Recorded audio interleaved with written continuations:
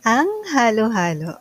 Pagsasama ninyo na parang halo-halo'y puno ng kulay at tamis, ngunit para din itong yelo na matutunaw kahit ito'y hindi mo naisin. Leche flan sa ibabaw ay kasing sarap ng pagmamahal na iyong natikman, yung akala mong tamis na hindi na mawawala kailanman.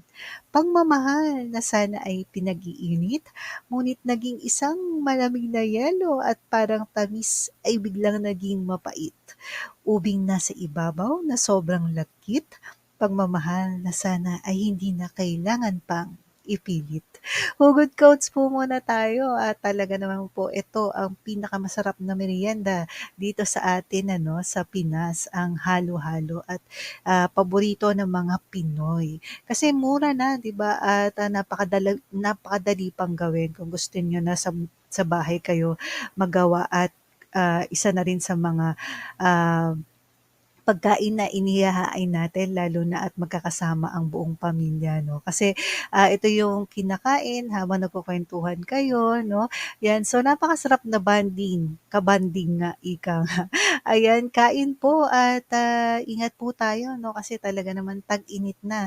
Uminom po tayo lagi ng madaming tubig at iwasan po nating umalis sa bahay ng mga tanghaling tapat ano, kasi 'yan yung sobrang init talaga. 'Yan, ingat-ingat po tayo at maraming maraming salamat po sa patuloy na panonood.